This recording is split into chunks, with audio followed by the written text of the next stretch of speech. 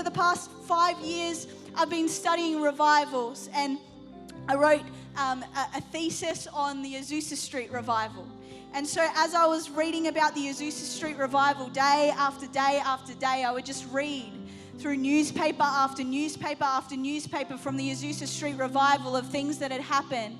I would read about Maria Woodworth-Etter and how she would have meetings just like this. I would read about John Wesley and how he would have meetings just like this, where they would come and they would encounter the presence of God together. And I would read about things that God did in the Welsh revival and all these different types of revivals. And do you know what? The thing that struck me as I was reading these incredible revivals, it wasn't the miracles, which were awesome. It wasn't the incredible supernatural power of God doing amazing things. See, from Azusa Street till today, it's been 120 years. It started with a group of like a couple of people praying, and today we have 305 million people around the world that are Pentecostal Christians or charismatic Christians.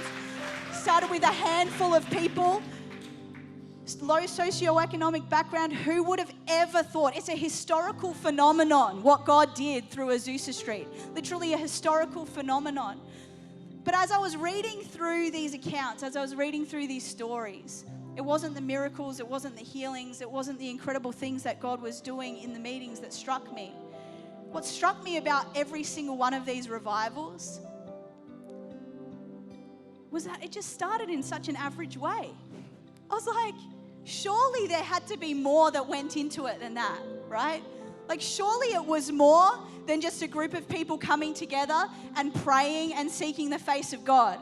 Surely it was more than Maria Woodworth-Etter just out in some dingy tent with sawdust on the ground and just praying for people, not really seeing much happen for about 5 weeks, and then all of a sudden miracles break out.